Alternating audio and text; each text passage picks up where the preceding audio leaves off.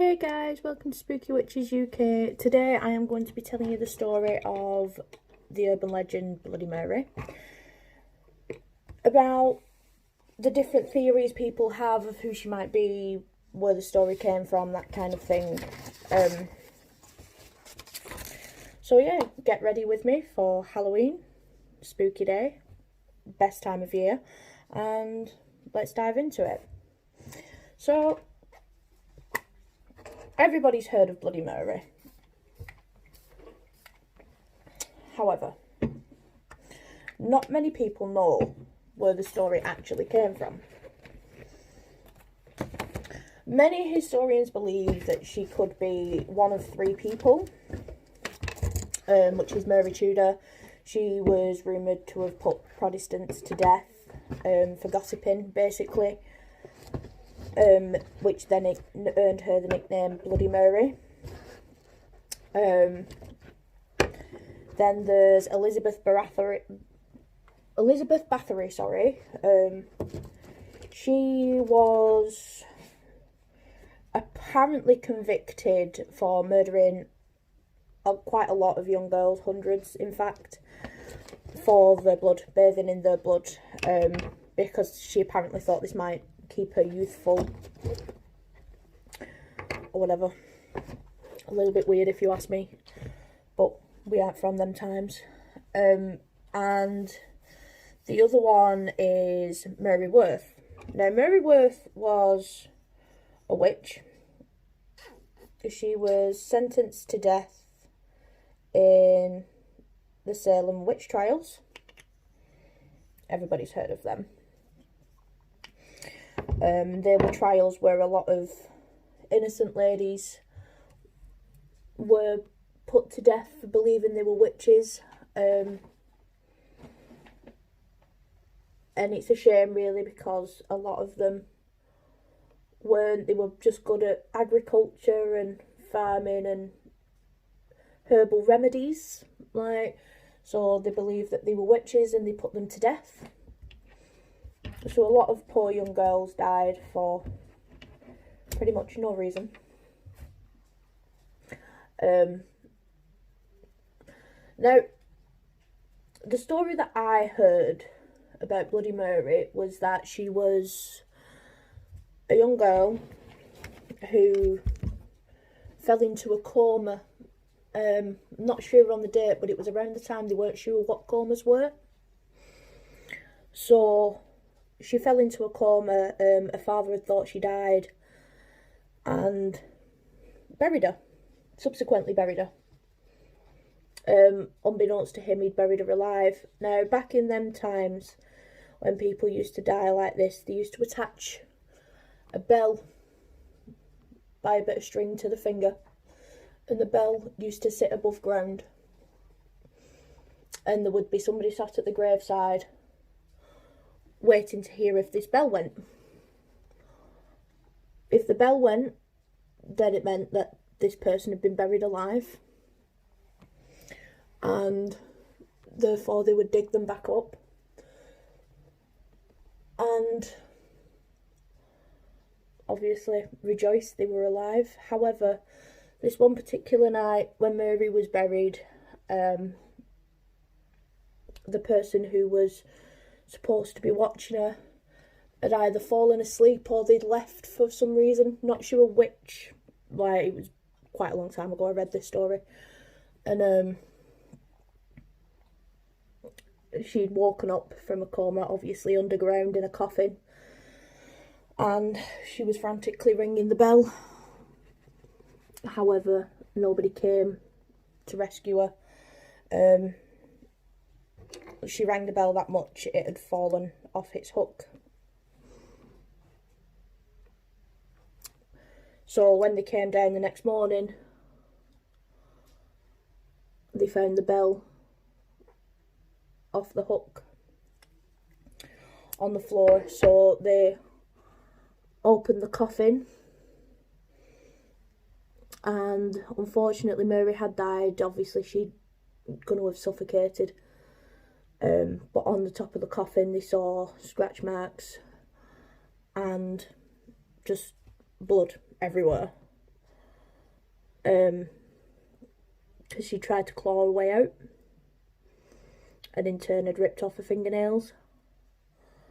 And that is what caused the blood on the coffin. That's why apparently when you say her name in the mirror, she's supposed to appear with like bloody hands and all that kind of jazz. It's not something I've ever personally done myself. Like, I like going hunting ghosts, but I don't mess with things like that. So the other one is, I was doing a bit of research on it, and I've come across an old Japanese legend of, I apologise if I butcher this, I'm not great with Japanese, Hanako-san. And basically it mentions a young girl, not really sure how she died, but she, they're not sure how she died. It was either World War II airstrikes or she was murdered by someone.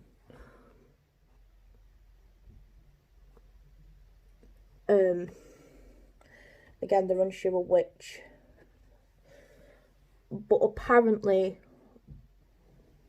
she appears in the mirror of school bathrooms when you call her name.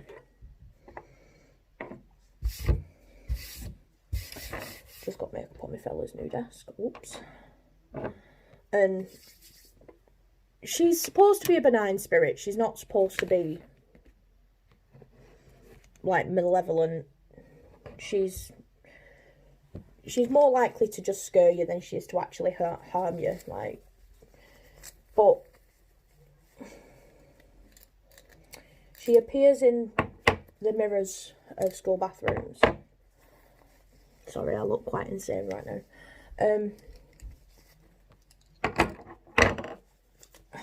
But everybody else has got their own turn of events when it comes to Bloody Mary. Like I said, it's not something I've ever really tried. It's not something that I would ever really try, to be fair. Like Ouija boards, stupid little rituals like that, it's not something I do. Especially considering I've got a young boy at home. However, if you have tried it, let me know. Let me know what your outcome was. Let me know if anything happened. I'm interested to know. Because I've heard it works, but I've also heard it doesn't.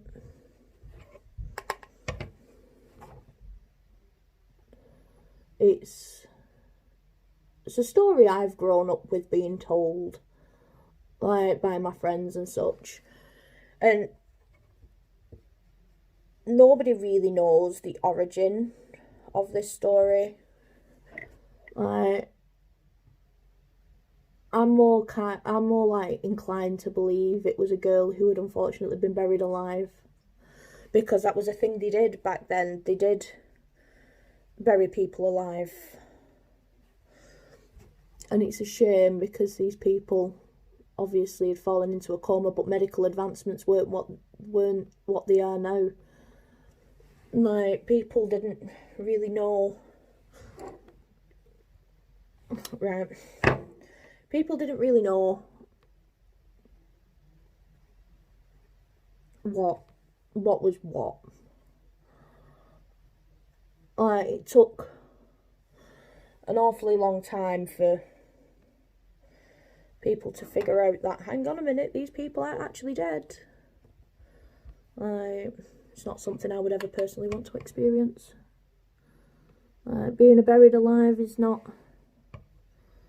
doesn't sound like a nice thing, personally.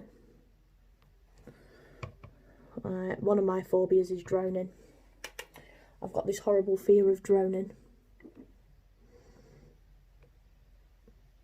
But on the flip side of that, I love water. I'm also definitely petrified of heights. I'm terrified of heights. Heights frighten me. Always have done, always will do.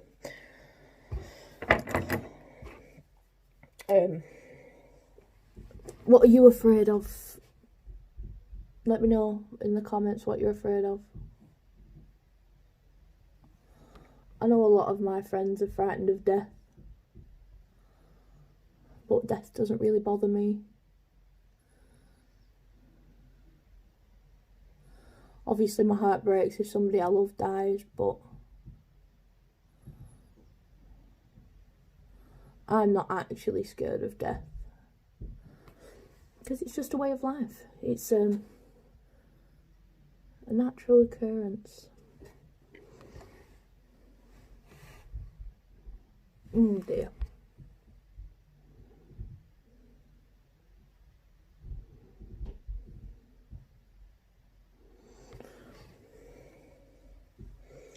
My son he's not very scared, but he's not scared by much, to be fair.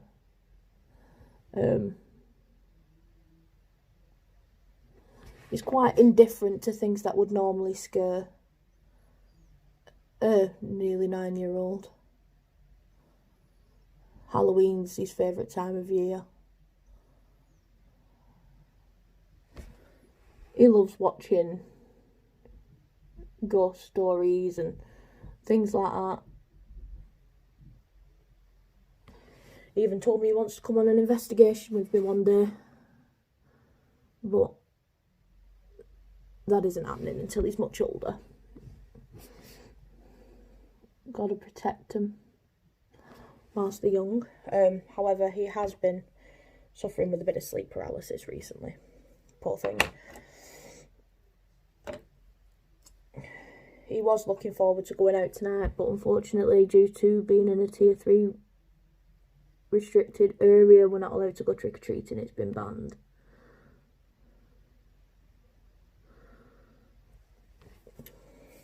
But what's some other urban legends you would like me to cover? Let me know. Right, because there's no shortage.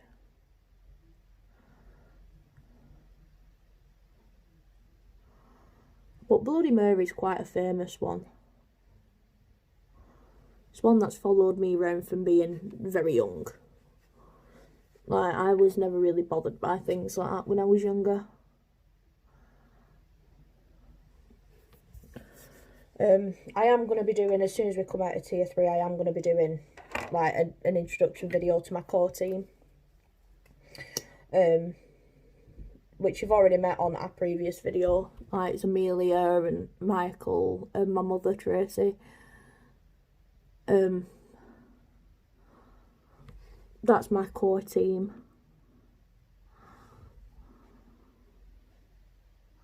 So if for whatever reason one day I can't go and do an investigation, they would do it for me. Because they all share the love for the paranormal just as much as I do. Oh, ow, poked myself in the eye. Don't you just hate when that happens?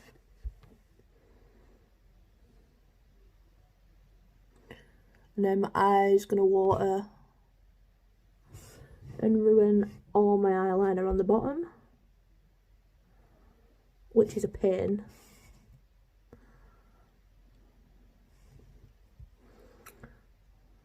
Because I'm talking at the same time. That I should know never to do two things at once.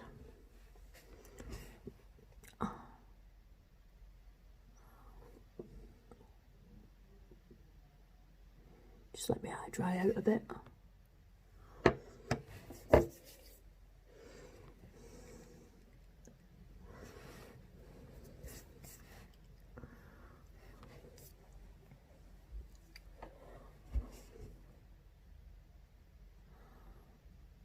Pat some of that makeup back in.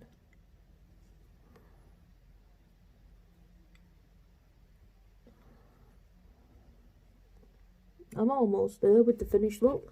Then I go and poke myself in the eye. Sod's Law.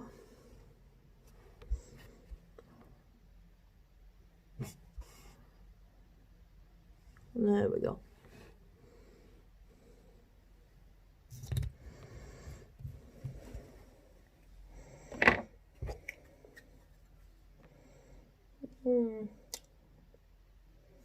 I'll go for a pale colour today.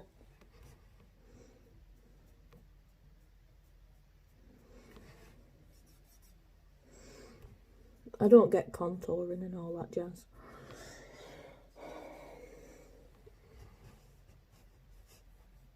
Mainly because I can't do it. I'm not good at makeup at all.